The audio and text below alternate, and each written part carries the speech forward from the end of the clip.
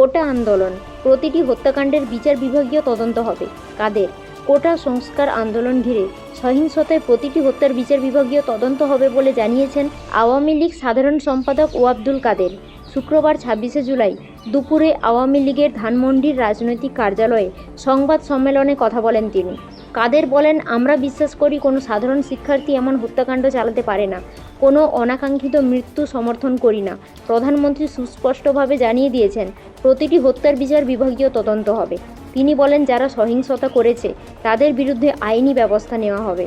সরকার শুরু থেকেই কোটা সংস্কারের দাবি সমর্থন করে আসছিল জানিয়ে কাদের বলেন, আমরা তাদের শিক্ষার্থীরা ধৈর্য ধারণের আহ্বান জানিয়েছিলাম। আমরা সতর্ক করে আসছিলাম এই আন্দোলনকে পুঁজি করে বিএনপি, জামায়াত, ছাত্রদল, শিবির হত্যা, খুন, সন্ত্রাস ও লুটপাট নাশকতা সৃষ্টি করতে পারে। সে আশঙ্কাই সত্য প্রমাণিত হয়েছে। আওয়ামী লীগ সাধারণ সম্পাদক বলেন, শিক্ষার্থীদের সব দাবি মেনে নিয়ে প্রজ্ঞাপন জারি হয়েছে। আমরা বরাবরই শিক্ষার্থীদের দাবি সমর্থন করে আসছি। ওবায়দুল কাদের বলেন, আন্দোলনের নামে শিক্ষার্থীদের হত্যা করে সরকারের ওপর দায় চাপানো হয়েছে। আমাদের কয়েক হাজার নেতাকর্মী ও পুলিশের ওপর হামলা চালিয়ে আহত করেছে, নজিরবিহীন তাণ্ডব চালিয়েছে। তাদের উদ্দেশ্য ছিল শেখ হাসিনা সরকারকে ক্ষমতা থেকে নামানো। এ সময় উপস্থিত ছিলেন আওয়ামী লীগের সভাপতি মণ্ডলীর সদস্য ডক্টর আব্দুর রাজ্জাক, ডক্টর মোস্তফা জালাল, মহিউদ্দিন, জাহাঙ্গীর কবির নানক প্রমুখ।